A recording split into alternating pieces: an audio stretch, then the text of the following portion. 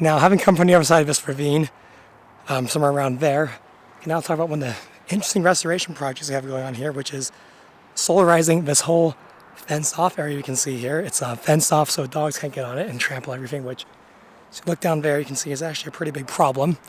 But anyways, solarizing is essentially just laying out black tarp to smother all the plants over a certain area, native or non-native alike, and then be able to regrow everything. I think it can get so hot, in fact, on the black tarp in a hot midday summer sun that you can even kill some of the seed bank, which is pretty neat.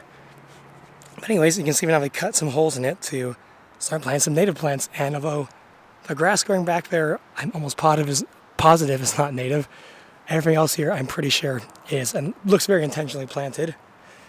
I'm quite surprised they're planting prickly pears back here, because the prickly pears I heard when I was last doing this about 3 years ago, we had a smaller scale project. They said they weren't planting them anymore because there's just too much problems with the gophers eating them, which I had no idea were gophers here. I'd never seen them, but I guess maybe it's not a problem anymore, or maybe they just want some expensive gopher feed in this area. Who knows?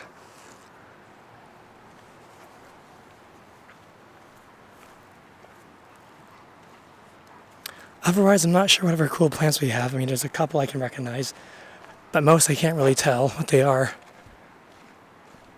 Actually, one pretty cool one is this guy. As you can see here, we have several of these planted with the sort of like very highly divided leaves is a Chamaebatiaria millefolium, commonly known as Fernbush or desert sweet. It's a very sticky plant in the rose family in the subfamily Amygdaloideae, and I mention this because unlike its look-alike cousin in California, the genus Chamaebatia, I should mention this is a monotypic genus. Chamaebatia is found in the Dryodoideae subfamily, while this one is in the Amygdaloideae subfamily, which is the main one. And its closest relative is quite interesting, another monotypic member from Central Asia, which is Spirianthes, something or other. I don't know the second part of the scientific name, but it's a very cool plant. And it looks quite a lot like this, and it's so fascinating to think about just because, like, that's the interesting Tethyan and Madrian connection between those two separate sub-kingdoms of the Holarctic flora. I'll talk more about the floristic kingdoms eventually, maybe make a dedicated video to them. But quite neat in my opinion.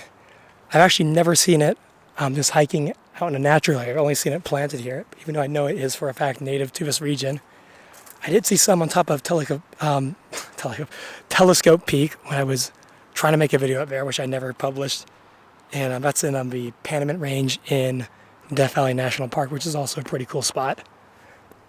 But anyways, really neat seeing what they have done here. I'm not sure if there's any significance to the different colors of flags. Whatever.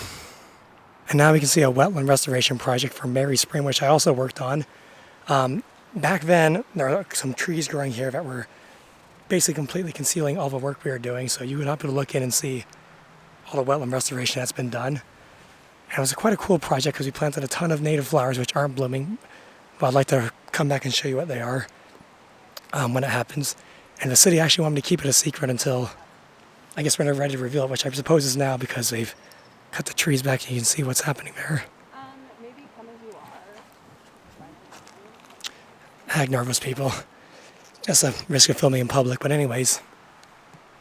It's a lovely spot, and it used to just be, it might be hard to believe, it's just a little creek, not more than a foot wide running through this area. And we eventually made a series of mud and stick dams to block the flow and create this series of ponds we see here, which I'm sure has been modified quite a lot since then, to make this lovely wetland habitat we can see right here, which again, I'm telling you, once it's summertime will be incredibly beautiful with all the different flowers blooming. You can read this if you all want to. Just pause the video. On the other side of this fence here, where the creek flows out to, whatever, you can see, it looks like I did some work here because there's a bit of a dam-looking structure there. So that might be something that formed naturally, but it looks like it's kind of inorganic, which is fine because it is a restoration project. I presume it's to benefit many of the wetland trees like the cottonwoods, which I think I'm not sure it's either Populous fremontii or Populous angustifolia, which are the Fremont cottonwood and Narrowleaf Cottonwood respectively. I've seen both here. I'm not sure which dominates.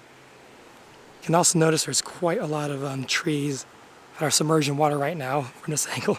That's not normal. This is Parley's Creek is just running really strong right now from all the meltwater, and it might get even more strong. This has been a fairly wet winter, not quite as wet as last year, but definitely snowier than average, which is good. And now here is a topside view of the Merry Spring Restoration Project. Again, there would have been some trees originally blocking this whole view, so we wouldn't be able to see all of this, but you can see now it's quite cool. There are some trays of plants that are going to be, of course, planted soon, just in the water because they are riparian species and like to have their roots in contact with water at all time. So here's some thick plantings down there. I'm not sure what species they were.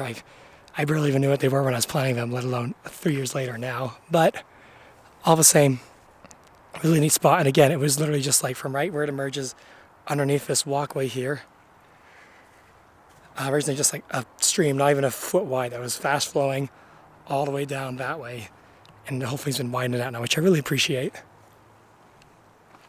On the other side, not yet restored, well maybe it doesn't need to be, is the original Merry Spring, which starts somewhere up there. Back there, there's a pool of very muddy looking water where the spring originates. I don't really want to show you guys.